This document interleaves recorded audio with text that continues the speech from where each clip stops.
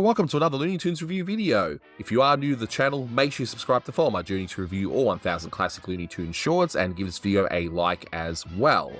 So this is a review for Forward March Hare, and with me today, because he's also drafted just like me into the army, is my good friend Fox in a Fix. Say hi! Hi guys, it's Fox, and this is probably the first Bugs Bunny cartoon I ever saw. Oh wow, we'll definitely have to get into that. Yep. Definitely in this review. Just a few bits of info to get underway. So as mentioned, this is Forward March Hare, released on the 31st of January 1953. It had a blue ribbon reissue sometime in 1969. It's the 671st in the series and it's directed by Chuck Jones. You can find this on the Looney Tunes Golden Collection Volume 4 DVD set. There is a HD version out there. As much as I'd like to see this on Blu-ray, I'd rather things unrestored first go on Blu-ray, but eventually I hope to see this on a Blu-ray set. I'm sure you would too, right, Fox? Yeah, this one looks stunning in HD. I think it's still on Amazon or something to watch. Yeah, so that should tide everyone over. In the meantime, until it finally gets on disc, it wouldn't surprise me if Warner Archive will do some sort of a war movie from Warner Brothers in the early 50s and they'll just include this one. Mark my words, that's what they'll do. But in case you haven't seen this one, I can't show you the full cartoon here due to copyright on YouTube. The video will just get taken down. But in case you haven't seen it, it's very straightforward. Bugs Bunny accidentally gets his neighbor's draft notice and as such, thinks he's now being drafted to the army. He gets the army and all sorts of funny things happen, which we'll no doubt go through.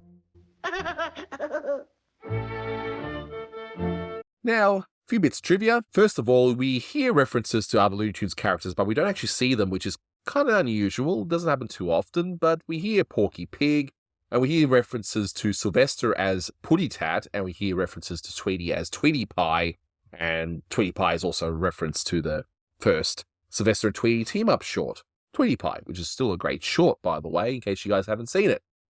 Private Bugs Bunny reporting, Your Majesty, sir. Oh, Private Bugs Bunny, eh? Well, I'm Sergeant Porky Pig. Sergeant! And I am Colonel Puddy Tat. General Tweety Pie was asking about you, Sergeant. Now, I have to put this cartoon into context because someone might look at this short and go, wait a minute, the US doesn't have a draft. What's going on? Am I going to be conscripted to the army or something? No. To put into perspective, the United States had conscription, aka the draft, from World War I to World War II, and then the draft ended because obviously World War II was done and they didn't need any more soldiers, and of course a lot of soldiers were killed, and there were a lot of things to it, but the draft ended. But it was then brought back quickly because of the Korean War, which, when this cartoon was released, I believe it would have been wrapped up or close to being wrapped up. It wasn't a very long war, but they still needed men to fight the good fight yet again, and the draft stayed all throughout up until the Vietnam War, and it was eventually was abolished in 1973, and we all know how much people loved the draft during the Vietnam War, right? It was a very contentious issue, but it was there, unfortunately. So this short is based on something that had only just come back after being dormant for a few years. So there's that, about the draft. Yeah, it makes this a topical short still. Exactly.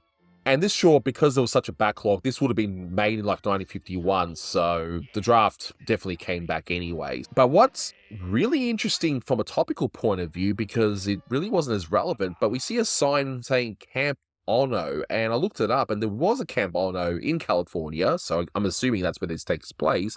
It was actually closed in 1947. That place was used as holding Italian prisoners of war during World War II.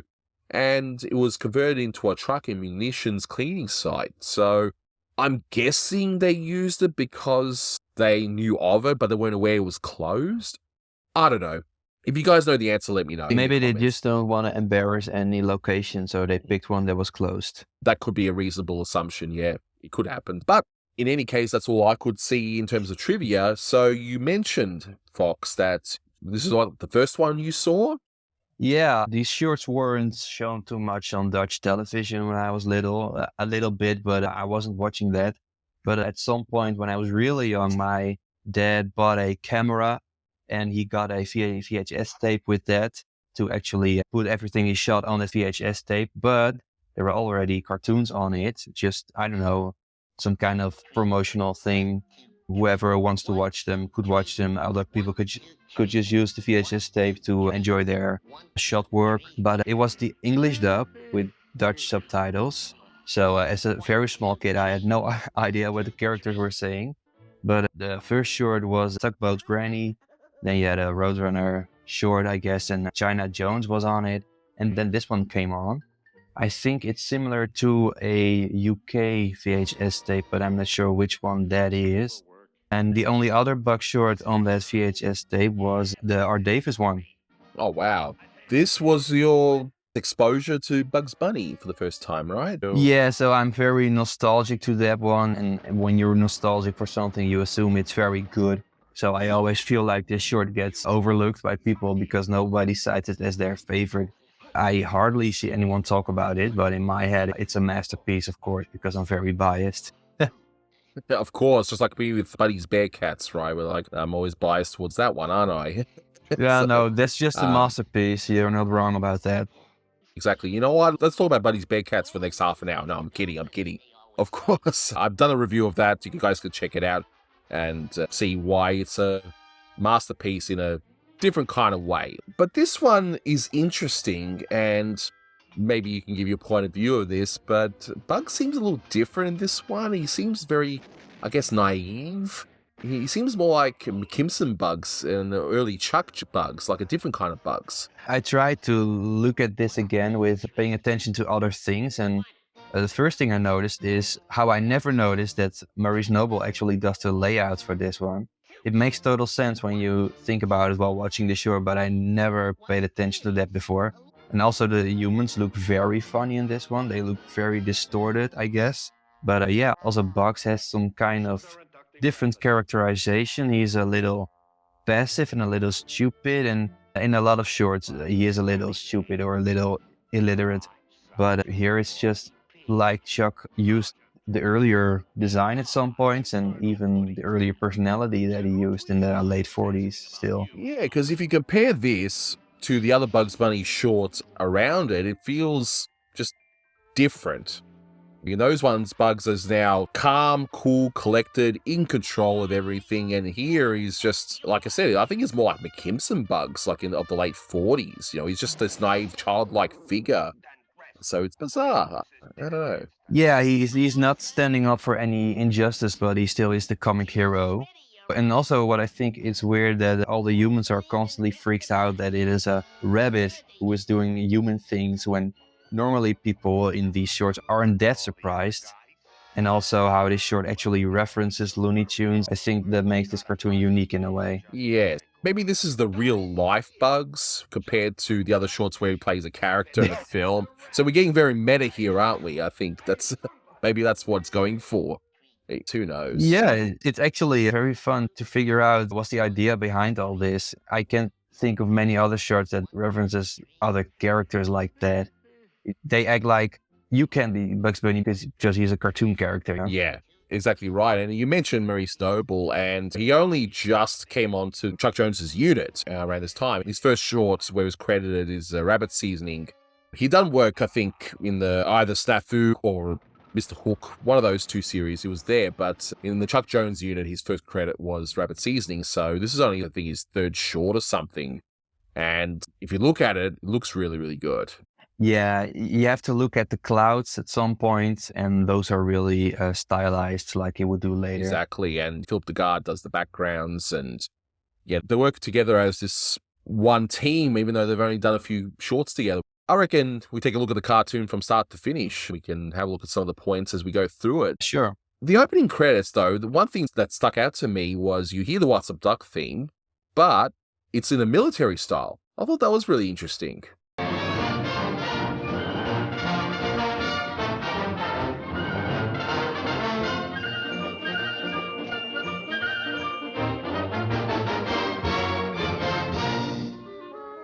Yeah, that's a great touch, but it still feels kind of out of place, I feel like, for some reason. I don't know, I thought it sounded right, but yeah, anyway, at least it sets up the mood and the theme of what we're going to get in this short. And sure enough, we start off with a male band delivers a letter to Bertram Bonney, which is a perfect name. It's BB, of course. And nothing complicated. The letter ends up in Bugs Bunny, who's trying to wake up. He's pretty much like me at 3 a.m. when I'm getting ready for work at 4 a.m., trying to wake up my mind and muscles and such. Yeah, this I actually got when I was really small, that he got the wrong letter. Yeah, but maybe there's something wrong with his eyesight, which is kind of weird because you got the optometrist gag later on, but he's looking at the letter as Bonnie, like, didn't he realize his mistake? But whatever. It's just a cartoon. Yeah, at one point you feel like, oh, maybe carrots really are good for your sight, but then that beginning joke, because he's kind of upside down when he reads it, I don't know, but it's just cartoon logic, I guess. yeah, we just go with it in this case. I'm fine with it. So, Bugs, and by the way, Bugs has always been patriotic. He was in that short Any Bonds Today, so maybe he just forgot. Maybe this is a prequel. I don't know. Whatever.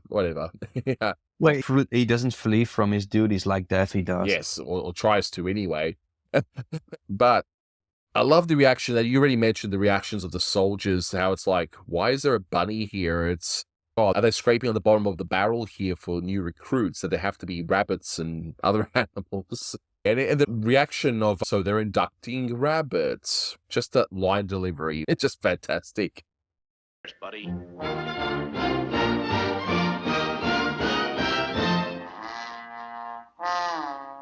So they're inducting rabbits. My favorite reaction is the guy in line for the physical where he looks at Bugs and just turns to the screen and he just does that stupid laugh. Yeah, I used to think that's hysterical, and I still think so. And we see that the doctor's overworked, so he ends up diagnosing himself, which makes sense, seeing what's through the X-ray machine. And by the way, one of the trivia things I saw on a website for this cartoon, they go into in-depth as to why there wouldn't be bones in the ears. It's like, come on, it's a cartoon, okay? Just relax, yeah? But at the same time, this cartoon is acting like it could be some kind of real life situation, because it's so weird that a rabbit is present there. So it's kind of confusing, because you were already also talking about Oh No and how it's not used at this point. So that's also something. No, of course, nothing of this is real, but they act like it could be real. Exactly. Overwork. Then we get the Acme eye test chart, which by this point, Acme's everywhere. They've even got a branch on Mars, as we already know. And you can see the gag a mile away that, okay, Bugs Bunny is going to be really good at reading all this stuff. But I'm surprised that they didn't use the gag with Bugs saying, hey, carrots are good for your eyes. We don't see that here. Yeah, it popped up immediately in my head. So that's a no-brainer. You could make a carrot joke here. But they didn't, which I was surprised. But they more than make up with it with the optometrist's reaction where he goes, yeah. Printed by the United States Printing Office, Washington, D.C., Reg U.S. Pat Off.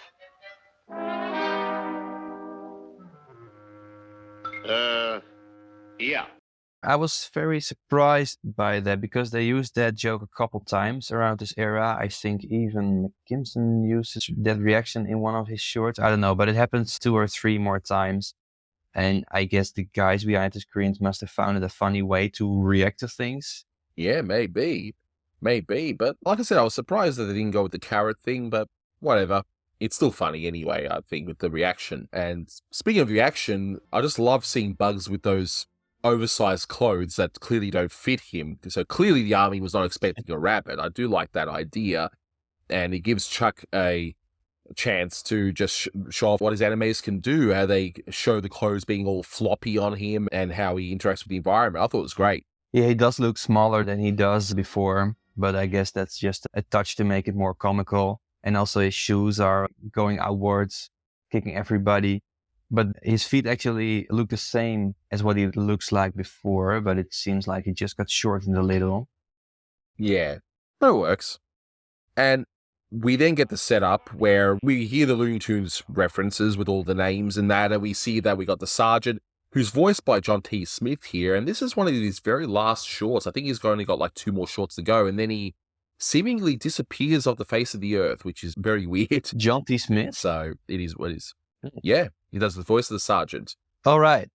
So that is weird. So nobody knows what happened to him. Nobody, not even Keith Scott. It's like he's disappeared off the face of the earth, basically. It doesn't help that he has a very common name like John Smith. There's that as well. It is what it is. But we get the setup with the relationship between the sergeant and, of course, the commanding officer behind him and all of that, because it sets up that wonderful running gag of the sergeant losing his stripes. Did you notice that? I think that was a great idea in this short. Bugs' feet look when he has traveled so far that there's steam coming out of his shoes. I like this visual. Oh, that's me when I come home from work, especially after a hot day like today. I go to work, come home, I take off my socks and just... When I saw that today, the cartoon again, just so we can do this review, I'm like, yeah, I can definitely relate to that. Yeah, that is what it feels like. Definitely. It's perfect.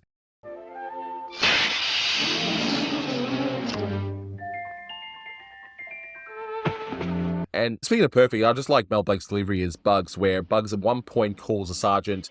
Bunny reporting, Your Majesty, sir. Another one is The chickens is ready, Your Honor. so naive, he has no idea how to address his commanding officer, which I thought was cute and naive. I really liked that. And Bugs goes to sleep after the march, and then just about straight away we hear the bugle going, as you would at an army base camp. Why, I'll murder that bugler.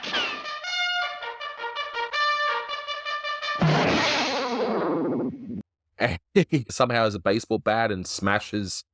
What we find out is a record player. I thought for a moment, wow, Bugs is really violent. He's hitting a fellow soldier, but no, it's a record player. Yeah, I remember as a kid, I did know what a record player was, but I didn't know he was supposed to hit someone playing an instrument, so I didn't get this joke before. That's that. Now for a leisurely hot bed. I wonder if that was done because they didn't want to be seen as hurting a soldier and seen as unpatriotic. Maybe it was a no-no with the Hays Code or something that they couldn't be seen. Nah, I think it's just a soldier. joke, like the camp being so lazy that they use a record player instead of a person because everybody wants to sleep. Nobody wants to get up early to play the instrument. Oh, no one wants to get up early. I can definitely relate to that. I'll tell you what. So then Bugs has a bath in the army helmet. Yep. Just so naive and childlike. Really, he's like McKimson Bugs here. I can see this been done in the late 40s by McKimson. I really could. It's very interesting. Yeah, and he sings the title song of the very first Looney Tunes short, so that's a fun throwback too. Yeah, definitely. It's just a wonderful rendition of that wonderful song. Singing in the bathtub. La-di-doo-dee-dee. Cleanliness is next to godliness, they always say.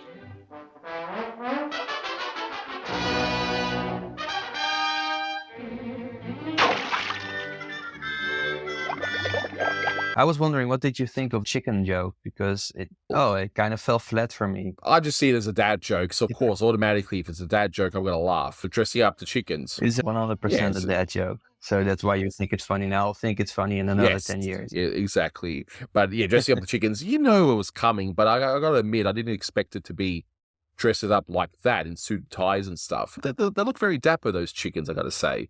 They look very nice. Then you have to wonder, why would Bugs use that big bullet to hang up a picture? He can't be that naive, surely, that he has to use that giant bullet. I don't get it. No, that's a weird joke. We don't even get to see what he's hammering into the wall, right?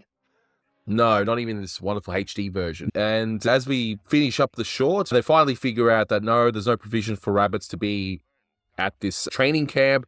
But Bugs is like, please, I want to be patriotic. I want to do my duty. And they put him on where the bullets are. Yeah. And it finishes up like that. Yeah, I was wondering, those bullets, are they supposed to be all duds and he has to check if they are really duds, or are there some good ones too and he just has to filter the duds out? I honestly don't know. It is kind of vague, I will say. I thought maybe they could have done it where it's like, okay, one marked as good, one marked as a dud or good or whatever, or maybe the army's just keeping them busy on a mundane task. Maybe they're just giving him dud bullets so just to get him out of the way because of how bad he was at the training camp. I don't know. Yeah, but our boy Bugs is gonna die if there are some really good bullets in there. He's gonna hit. True. Well, he just has to survive 30 years, as he mentions himself, so there's that as well. Yeah, It's a weird ending. He doesn't really win. He's kind of in danger at the end. yeah, exactly. But I do wonder if Bertram Bonney ever did make it to the draft. Did he ever get drafted? Yeah, to the right. We will never know. We will He never might know. be one lucky man. He might be very lucky. Oh, yeah, exactly. But I just find it really hard to see with fresh eyes, because I've seen it so many times as a kid. So I'm really curious to hear what other people think about it. But like I said, I hardly see anyone talk about this one. Yeah, it's definitely an anomaly. And not just because of the naive bugs, but it just feels different. It just feels like it's a story from years ago at that time, like maybe from late 40s, that are just repurposed here. It's interesting from that way. But yeah, I'll be curious to hear what people think. And they can watch it on the Golden Collection or, yeah, on certain digital platforms as well. It's a very safe cartoon to watch. It gets a 8 out of 10 for me. Yeah, so objectively, yeah, I have to give it about 8 out of 10. There are a few jokes that did fall flat. I do like the designs, the grotesque humans that Chuck is now starting to do, which is done since the latest Pepe Le Pew from 1952. That's where he started to do the grotesque ones. I found the timeline, I pinpointed it. And now with Maurice Noble, we finally get that wonderful layouts that Chuck Jones's shorts are also known for. And wonderful vocals by both Mel Blanc and John T. Smith. But is it their best? No. But it's good. I'll give it about 8 out of 10 as well. Yeah, I think that's a fair score. Nice. We're on the same level then. That's it. And I got to be polite to you because this is nostalgically one of your favorites. So I got to be very polite. But no, 8 out of 10 is what I would score. That's what I wrote down here anyway. But yeah, I think that'll do it for this one. Thank you so much for watching, guys. And until next time, take care.